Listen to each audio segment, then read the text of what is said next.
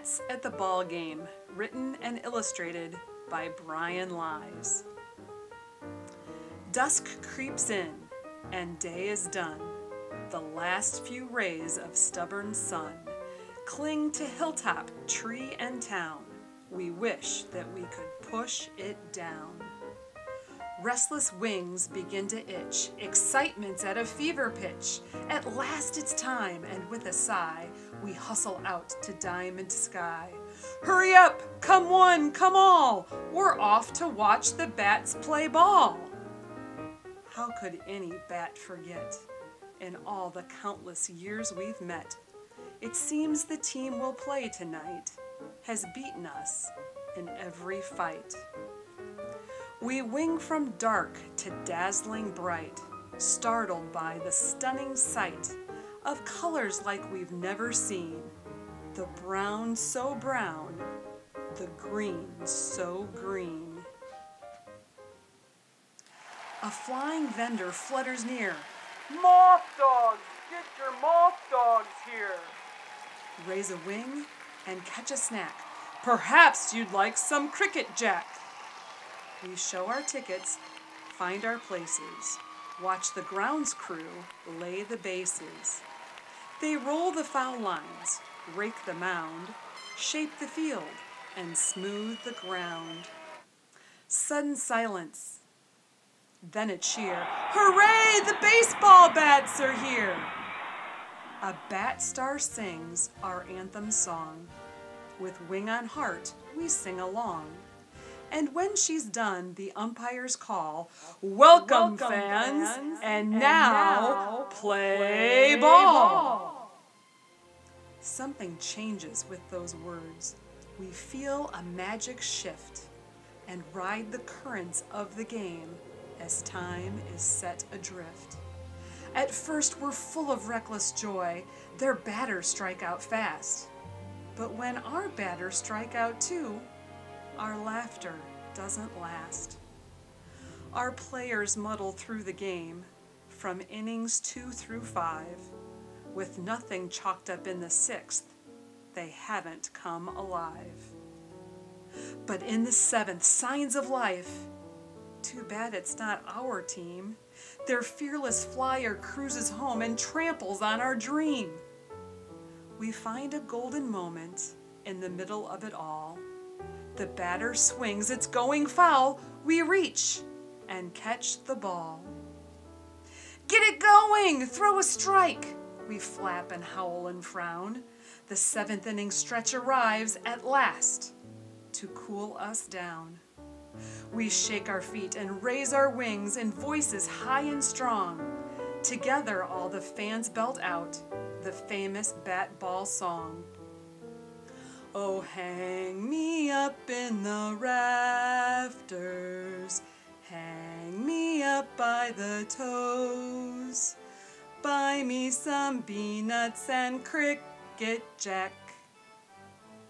Then, back at bat, our batters swing, but can't gain any ground. There doesn't seem to be a way to turn this game around. Grand bats talk of better times, of fields and heroes past. Their thoughts slide homeward through the years, across eternal grass. Then crack! The echo rockets round and yanks us back to today. The bat at bat has smashed the ball, its cover torn away. Our flyer swoops from base to base, and if he scores, we're tied. And now the play is at the plate, and now the bats collide. So, was the flyer safe? Or did the catcher have the ball? When the dusk has settled down, the umpire makes the call. Out! The crowd erupts and hollers, No, you've lost your mind! Can't you see that bat was safe? Fire the ump! He's blind! And now, the pressure's really on. It's here, our final out. It's 2 bats down and 1 on first, and fans are full of doubt. He swings, connects, and bloops to left, and there the flyers go. The fielder dives to stop the ball and gets back up to throw. The play's to second. There it goes. It hits that pesky pole. It ricochets to center field and bouncing finds a hole. Our flyers streak around the field. The crowd lets out a roar. The throw to home is not in time, and both our flyers score. That's it! We won! Can you believe? Now nothing can erase the thrill that thunders in our hearts, the grin on every face. But in the east, the sky's aflame. We feel ejected from the game. Still astonished that we won, we speed to beat the rising sun. Safe at home, we settle in and talk about our thrilling win, till one by one we slide away and silently relive each play. In our dreams, that perfect green, our refuge from the drab routine of headlong flutter, flurried flight, until another baseball night. Until again we hear the call, welcome fans, and now play ball. Hi, second graders. By now you've figured out who the mystery reader was. It was Mrs. Mathieu reading one of my all-time favorite books, Bats at the Ballgame. Here, I have Wrigley Field just over my shoulder. I wanted to take you on a virtual field trip to one of my all-time favorite places in the world, Wrigley Field. Now, when I was reading Bats at the Ballgame to you, I hope you were paying extra close attention to the illustrations. There are a couple of illustrations that I'm going to highlight here in just a little bit. The illustrator, Brian Lies, who is also the author of the book, he used real baseball players and recreated some all-time historic moments in baseball history. The first one you're going to see is the one of Willie Mays when he was playing for the New York Giants, the Giants before they moved to San Francisco.